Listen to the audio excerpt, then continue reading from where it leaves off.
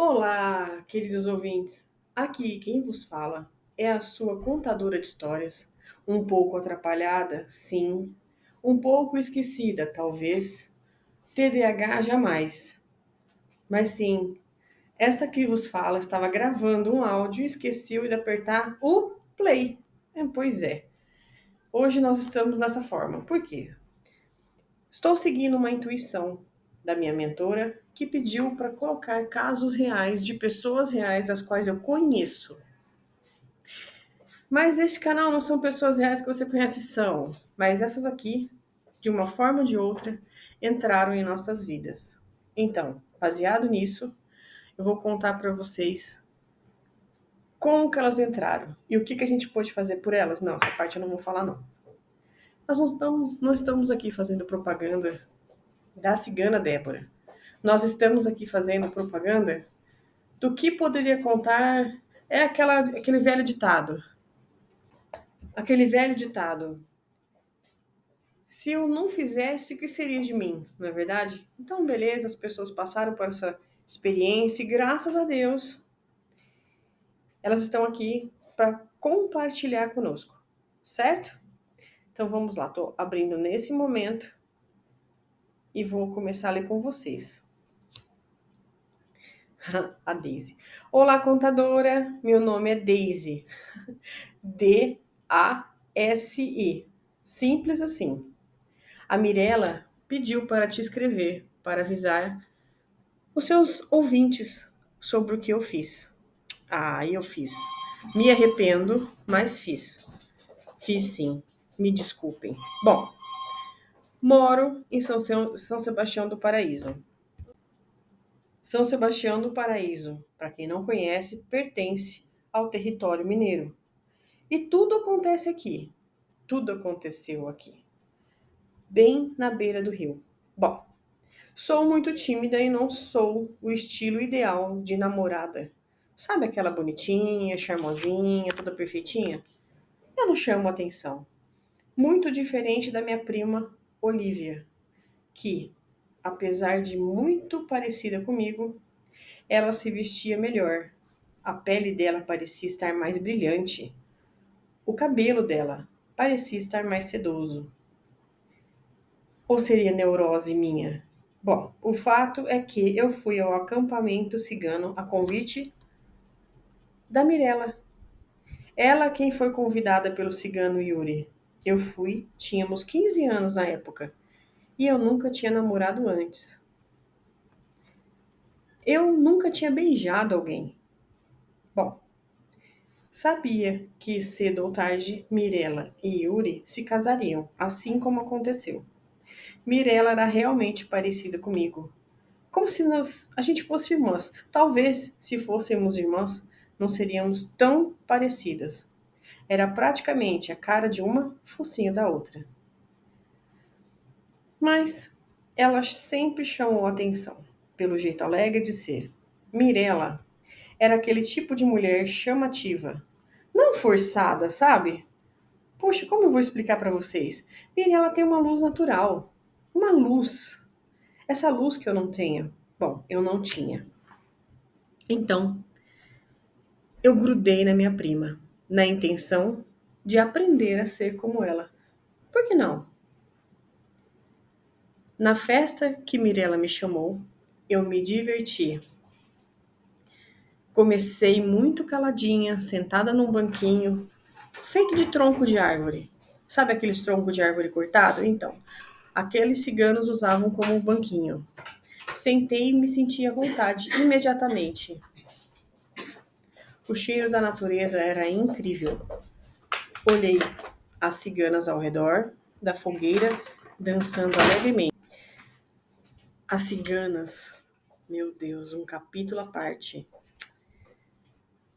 O toque dos instrumentos batiam em perfeita sincronia com o movimento das mãos das ciganas. Elas estavam em volta da fogueira, dançando de maneira sensual, sexy, mas com muito respeito. A mesa de frutas era ricamente decorada e a fartura de variedade e quantidade era impressionante. Era um sonho. Todos me tratavam bem, com muita atenção e carinho, e eu queria aquela vida para mim. Mas não nasci cigana, e muito menos tinha um namorado cigano. Aliás, eu não tinha namorado algum. Terminou a festa e Yuri levou minha prima para casa e eu fui junto. Primeiro ele me deixou, depois seguiram para casa de Mirella. Entrei em casa e deitei na cama, decidida a ser uma cigana. Eu queria aquela vida para mim. No dia seguinte acordei cedo, esperando Mirella sair de casa e vir falar comigo sobre a festa. Eu estava ansiosa. Ela morava a algumas casas da minha.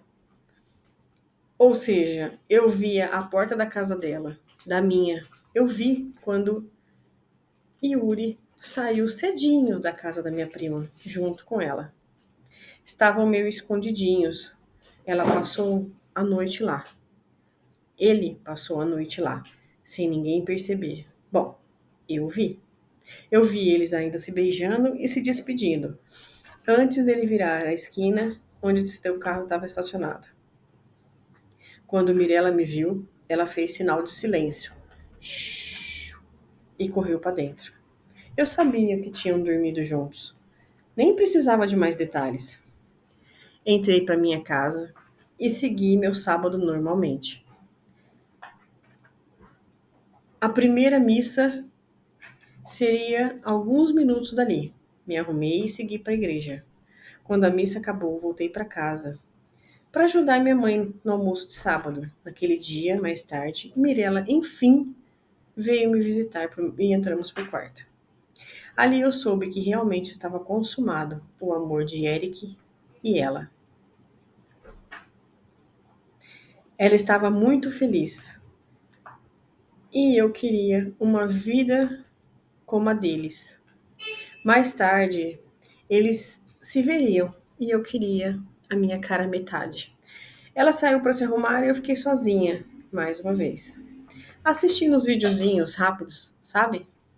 E eu vi uma pastora ensinando o que a gente queria para o universo. Então era só pegar um papel e colocar tudo que nós queríamos. Bom, eu queria um namorado. Coloquei todas as características físicas dele. Eu ainda escrevi que queria ele com carro e emprego, mais nada. Foi isso que eu coloquei na minha lista, mais nada. Dentro de um mês, eu achei que o universo estava demorando demais para trazer a minha felicidade. E a felicidade de Mirella já começou a me irritar. Bom, conversei com a minha mãe e resolvi trabalhar fora. Eu precisava ocupar a minha cabeça e, de quebra, encher meu bolso. E ela apoiou, desde que não fosse no período da noite. Enviei meu currículo em uma famosa lanchonete e recebi o convite para a entrevista naquele mesmo dia. Me arrumei de forma respeitosa, passei maquiagem rápida e segui para a lanchonete procurar o Maurício, o entrevistador. Assim que cheguei, tinha mais algumas meninas e esperei a minha vez de ser chamada. Assim que entrei na sala, eu vi um rapaz de cerca de 29 anos, cabelos negros, magro, alto e olhos escuros, mas um sorriso fácil. Me convidou a sentar e a conversa fluiu. Por um momento eu esqueci que eu estava ali, com o meu futuro chefe, porque falamos de tudo, absolutamente tudo. E fluiu a conversa, e acabou sabendo da minha vida toda, sem ao menos parecer que seria uma entrevista. Bom, saí da lanchonete com ótima impressão do rapaz, mas zero impressão se eu ia trabalhar ou não. 2 dias depois eu já estava fazendo meu treinamento. No primeiro mês, eu vi uma das funcionárias chorando no banheiro. Me chamou a atenção, mas o que eu poderia fazer? Limpei o banheiro, deixei ela lá e saí. Até que um dia eu vi novamente ela no banheiro e resolvi enrolar ali na porta para ver pelo menos quem era. E eu vi que se tratava de Júlia, a subgerente, uma moça linda que trabalhava conosco. Ela não disse nada a respeito do choro e eu também não a questionei. Maurício sempre vinha falar com os novatos, incluindo a mim, e eu estava encantada com ele. Diferente do que eu pensava, Eu me envolvi, eu me desenvolvi rápido no caixa, passando assim a atender o drive-thru. Alguns funcionários tiravam suas licenças e um dia muito movimentado estava só eu e mais uma funcionária na frente de caixa.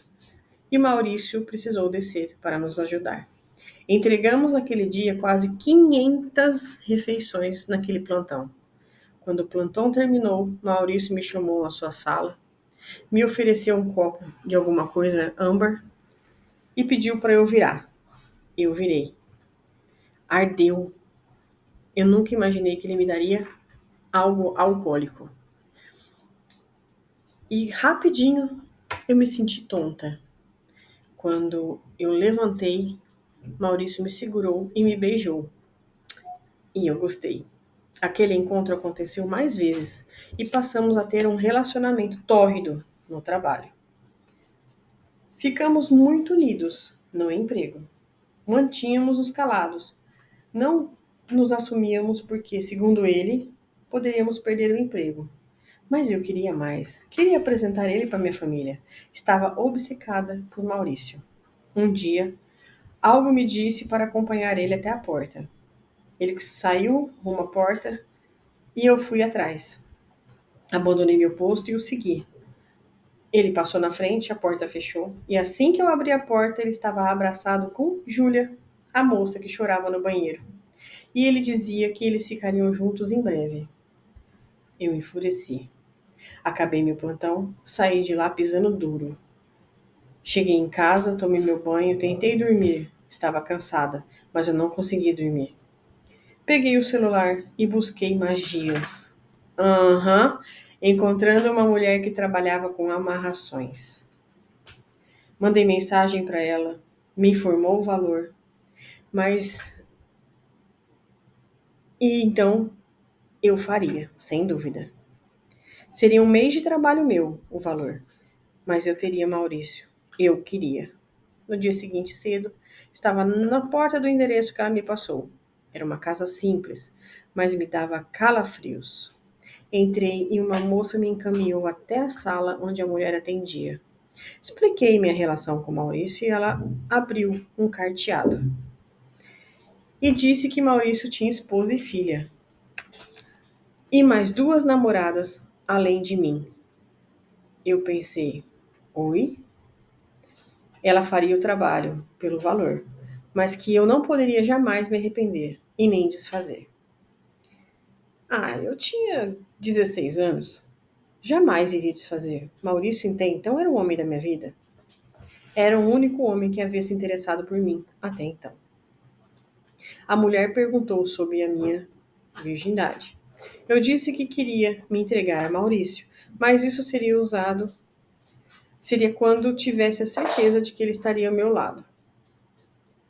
Ela disse que eu fiz o certo. Ela então pediu uma foto dele, o nome dele e a data de nascimento, assim como alguns fios de cabelo dele, que não era difícil para mim conseguir. Ela me deu uns grãos de um pó cinza que era para eu colocar na roupa da moça que estava chorando na lanchonete, a Júlia, e que ela estava grávida de Maurício, e Maurício queria que a criança sumisse.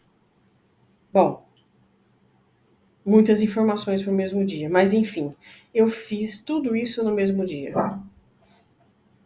2 dias depois, a moça não veio mais trabalhar, pediu demissão e nunca mais apareceu na lanchonete.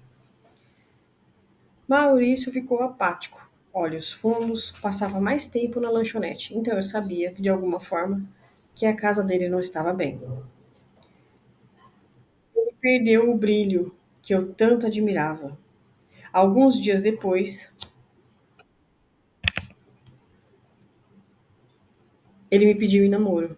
Disse que me levaria para casa e me faria a sua família e me faria feliz. Bom, eu fiquei muito feliz. Combinamos e o levei até a minha casa. Ele falou com os meus pais que, mesmo temerosos por conta da idade, aceitaram ele e nos abençoou. Passamos a namorar em casa. Em menos de um ano, Ainda menor de idade, nos casamos e eu finalmente me entreguei a ele. E foi o início de um pesadelo.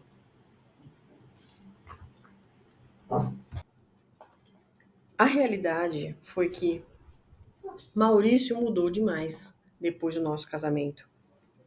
Ele passou a me perseguir, olhava meu celular a todo momento, brigava comigo por motivo algum. Para deixar ele feliz, eu tinha que olhar o tempo todo para baixo.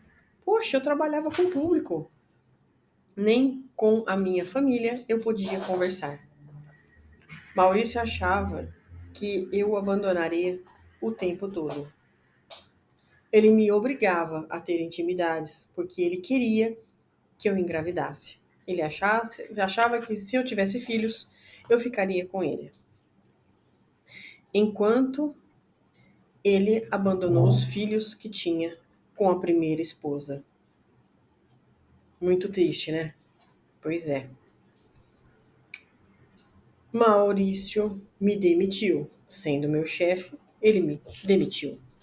Então eu procurei outro emprego e fui trabalhar numa loja de roupas femininas. E o impossível acontecia. Homens entravam na loja para comprar presentes para suas respectivas esposas, namoradas, mães, e o patinho feio começou, enfim, a chamar a atenção. Eles me cantavam. Isso, ouvintes, é a mais pura verdade. Eles me cantavam. Nunca tinha corrido esse tipo de risco. Nunca tinha acontecido na minha vida. A primeira pessoa a me cantar foi o Maurício. Bom, eu conheci um rapaz chamado Rodrigo. Ele vinha sempre na loja, já que a mãe dele trabalhava aqui comigo. E era constante, então, a presença dele ali. Claro, rolou uma paquera. Ele tem a mesma idade que eu. E eu até gostei dele, viu? Tinha minha idade, era solteiro, religioso. Tínhamos muito a ver. Resolvi procurar aquela mulher, já que eu me interessei por um rapaz que não era meu marido. Assim que eu entrei na sala dela, ela riu e disse: Eu já te esperava. Deixa eu adivinhar. Você quer que desfaz, né? Eu disse que sim e ela riu. E ela me disse: Eu te avisei que eu não poderia, de jeito nenhum, desfazer. Eu disse que eu sabia, que eu realmente sabia, mas eu estava cansada daquele relacionamento abusivo que virou Maurício. Ela disse então que poderia me prender como amante do Rodrigo. Eu juro que eu não queria, mas seria impossível ver ele com outra pessoa. Eu fui para casa pensando: que virou? Quem sou eu? Por que eu estou fazendo isso? Mas não teve jeito. 2 dias depois, voltei com ela, com o dinheiro em mãos, porque eu não queria perder o Rodrigo. E minha vida foi assim. De dia, no almoço eu estava com o Rodrigo, sentia muito prazer com ele. Era envolvente e me sentia feliz, completa. Mas à noite eu voltava para minha vida de casada. Levamos a vida assim por 3 longos anos. Sim, ouvintes, 3 anos. Até que Maurício me seguiu e viu quando eu entrei no carro de Rodrigo. E na minha frente, na nossa frente, Maurício cefou sua própria vida. Para quem está pensando, bom, agora ela fica livre. Nunca mais fiquei livre. Rodrigo me assumiu, ficamos juntos, mas a minha família me abandonou, porque afinal, o meu marido me abandonou. Ele se porque eu o traí. E já viu, né? Mulher traindo tem um peso muito maior. Bom, me casei com poucos convidados, uma cerimônia simples, e passamos a viver na casa em que eu morei com Maurício. Eu não tive filhos, por algum motivo que eu não posso dizer, Eu perdi o meu útero aos 25 anos. Rodrigo queria filhos, então eu ajudava a primeira esposa de Maurício a cuidar dos filhos e nos aproximamos.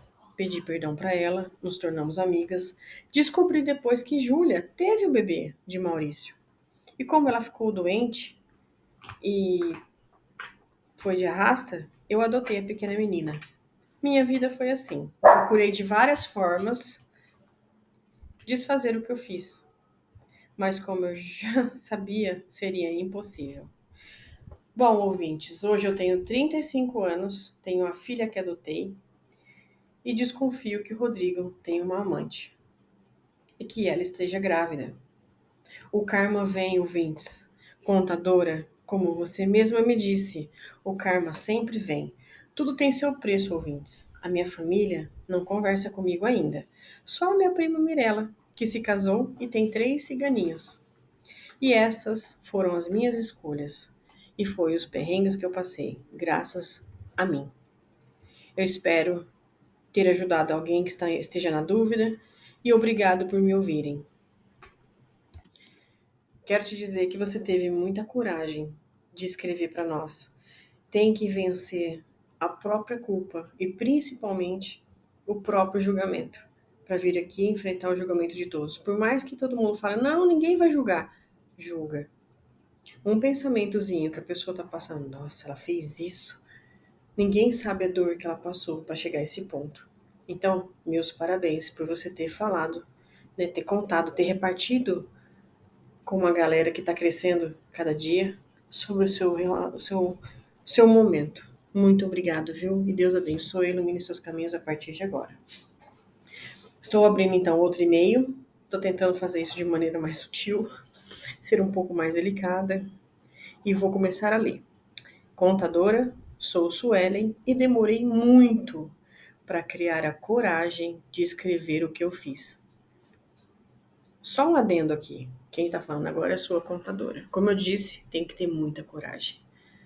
Fazer uma coisa já é difícil, mas assumir que fez é muito pior.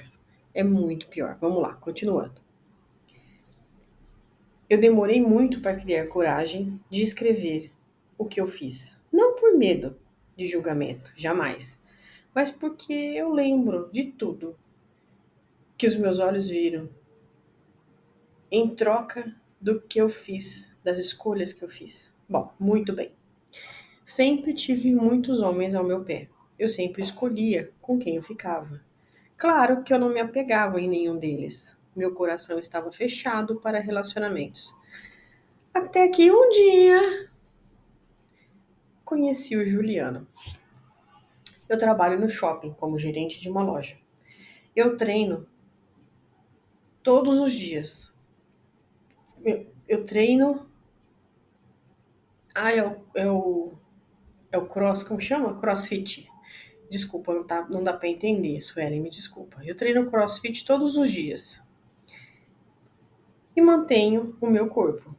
O gerente da academia, que eu treino CrossFit, me indicou para fazer jiu-jitsu, porque é um amigo dele quem treinava lá. Bom, claro, né, na empolgação, eu entrei na academia e assim eu conheci o Sansei e me apaixonei à primeira vista. Eu não sei explicar como isso aconteceu, não sei mesmo, já que eu já tive muitos homens muito mais bonitos, muito mais fortes e solteiros aos meus pés. Sim, queridos, o Sansei era casado, aliás, com uma linda loira que treinava junto com a gente. O Sansei Juliano estava sempre aberto para os alunos novos, e a Thaís, sua esposa, também acolhia a todos de maneira igual. Eu fui para fazer uma aula experimental e acabei me matriculando no jiu-jitsu. Eu estava louca quando me matriculei, onde já se viu? Afinal, eu mal tinha tempo para mim e ainda consegui mais um compromisso. Bem, mas eu veria o Juliano. Eu fiquei 7 meses com eles, mas eu tentava esquecer ele de todas as formas. Juro que eu tentei, mas eu não consegui. O cheiro dele mexia comigo. Como pode isso? Eu procurei um conhecido, um bruxo poderoso da minha cidade, e pesquisei o que precisava saber sobre Juliano com ele. Soube que Juliano era apaixonado pela esposa. Claro que era. Não precisava nem de bruxo para saber. O bruxo me avisou que para ter Juliano eu precisava de uma amarração poderosa. Seria aprovado pelas forças ainda mais poderosas, as forças Dark, das trevas. Bom, eu não poderia me arrepender do que eu faria. De jeito algum eu poderia ir a algum cemitério depois do feito. Ele passou o valor, eu dividi o valor e aceitei. No dia seguinte, a Thaís já não apareceu no treino. Juliano ficou preocupado, mas seguimos o treino. Dias depois, Thaís foi internada em estado grave. Estava com dores no estômago. E lá ficou por meses. Eu consolava Juliano, como todos os alunos, tá? Acabamos nos aproximamos mais. Juliano perdeu a vontade de comer, então eu fazia comida para ele. Eu lavava a sua roupa, eu limpava a sua casa. Mesmo sendo eu a que mais tinha coisas para fazer. Eu tinha uma faxineira. Eu comprava marmitinhas. Eu não precisava ter esse trabalho comigo, mas com o Juliano eu tinha. Bom, depois que eu comecei a fazer tudo isso, vim no 21º dia, Thaís desviveu. O médico disse que ela tinha uma bactéria no estômago, que essa bactéria era encontrada apenas em cadáveres. Juliano ficou inconsolável por um mês. Um mês chorando, se entregando à tristeza. Quando, de repente, ele aceitou sair com a gente para distrair um pouco. Vendo ele na balada, eu me lembrei do que minha avó dizia, que viúvo é quem morre. Dito e feito. No dia que Juliano saiu conosco, ele me beijou, iniciativa dele. E já saiu falando que namorávamos. Ele quis que eu mudasse para casa dele. Mas eu morava num apartamento de um quarto, que era meu. Não era alugado, era meu. E ele se mudou para minha casa dias depois. Bom, foi aí que tudo começou. Daí para frente, só para trás. Eu até então tinha uma vida de solteira. Eu era livre, fazia meu horário, fazia minha hora. E de uma hora para outra eu fui forçada a ser casada. Ok, eu até então achava que amava ele. Mas estava só começando o meu tormento. Bom, Juliano queria minha atenção o tempo todo. Começou a implicar comigo para fazer meu crossfit, mesmo sendo com um amigo dele. Juliano me esperava na saída do trabalho, mesmo perdendo as aulas. Ele acabou perdendo alunos e perdeu o emprego. Passei a sustentar a casa sozinha. Juliano se enfiou nas bebidas e morria de ciúme de mim. E acabei me desiludindo dele. Ele perdeu o brilho e estava tirando meu brilho também. Tive que trabalhar 2 turnos para sustentar a casa e Juliano cada dia mais tenso comigo. Minha mãe teve um problema de saúde e de um dia para o outro ela se foi. E eu não poderia ir no enterro da minha própria mãe. Meu pai foi em seguida e eu não pude me despedir. Muito triste isso. Eu chorei por meses sem o apoio de Juliano. Até que Juliano começou a me agredir. Denunciei ele, ele ficou detido por alguns dias e foi quando eu finalmente consegui respirar fundo. Abri uma garrafa de vinho, me servi e limpei a casa, curtindo música, bebendo vinho, cuidando da minha roupa, cuidando de mim. Bom, minha liberdade era provisória, já que Juliano voltou para minha casa 2 dias depois. Eu queria desfazer o trabalho. Essa amarração estava pesada demais para mim. O bruxo me disse que faria outro trabalho para ele tomar nojo de mim, e assim o fez. 2 dias depois, Juliano fez o maior sermão de que eu não deveria sofrer, já que ele estava me deixando por outra mulher. Eu fiquei calada, mas eu pensei assim: ele tinha outra esse tempo todo enquanto eu trabalhava, sustentava a casa e sustentava ele. Ele nunca me amou de verdade, era apenas o trabalho. Bom, ele pegou suas coisas, saiu da minha casa e eu me joguei no chão, caladinha, quietinha, escutando apenas os batimentos do meu coração. Soube que Juliana engravidou a moça e se casou com ela. E eu voltei a ser a mulher da minha vida. A minha vida voltou ao que era antes. E nunca mais fiz amarração a ninguém. Mas não foi tão simples, claro. Na academia eu conheci um rapaz e começamos então a sair. É um rapaz legal, bacana, bem abençoado. Nos envolvemos lindamente e passei então a morar com ele, alugando meu apartamento, fazendo uma nova renda. Estava tudo lindo, até que ele começou com comportamentos estranhos. Estava calado, distante, pensativo. Perguntava o que tinha acontecido. Ele não respondia. 2 meses depois, ele saiu de casa para morar com minha funcionária. Eu aceitei. Afinal, como diz a Débora, o karma sempre vem. A funcionária pediu demissão porque não queria me ver e encontrar o namorado dela junto de mim. Bom, e essa foi a minha história. Estou solteira por opção. Só contrato homens para trabalhar comigo agora e sigo a minha vida sozinha. Aceitei meu destino, que meu caso seja de exemplo para todos em pensarem em fazer trabalho. Não estou aqui criticando trabalhos, mas por favor façam com pessoas que tenham responsabilidade que vão te dar um respaldo depois. O médium tem que te ensinar que não pode abandonar os guias, tem que cuidar e fazer direito. O médium tem que ser incrível, uma pessoa boa. E a pessoa tem que valer a pena.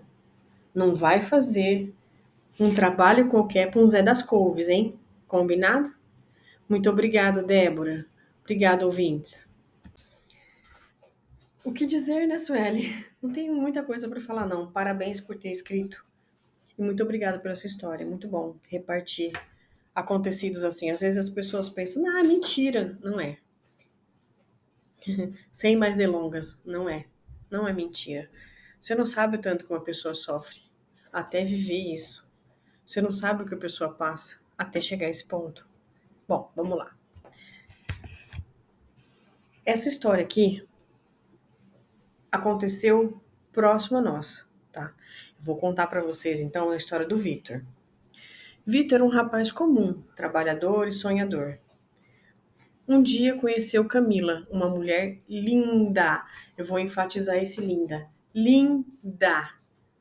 De olhos profundos e sorriso encantador. O relacionamento deles começou intenso. Ela era uma bonequinha. Era quase perfeito, mas logo o Victor percebeu algo estranho. Camila era extremamente grudenta, não deixava respirar. Queria saber onde ele estava o tempo todo e tinha crises de ciúme sem motivo. Essa mulher brigou com toda a minha família, pessoas. Ela brigou muito com todas, principalmente comigo.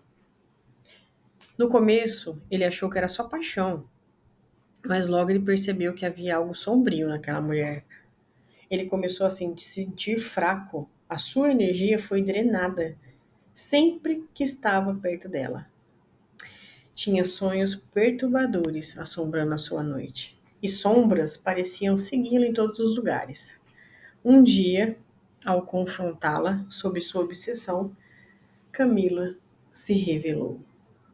Seus olhos brilharam com fúria, sua voz soou diferente e ela tentou atacá-lo. Vitor conseguiu fugir, mas sentia que estava preso de alguma forma a ela. Desesperado, ele procurou a mama. E a mama disse que Camila não era uma mulher comum. Algo ruim habitava nela e ela sabia e usava isso contra as pessoas. E ele precisava se livrar disso o mais rápido possível antes que fosse tarde. A mama preparou alguns banhos e um trabalho com ervas, velas e orações para afastá-la.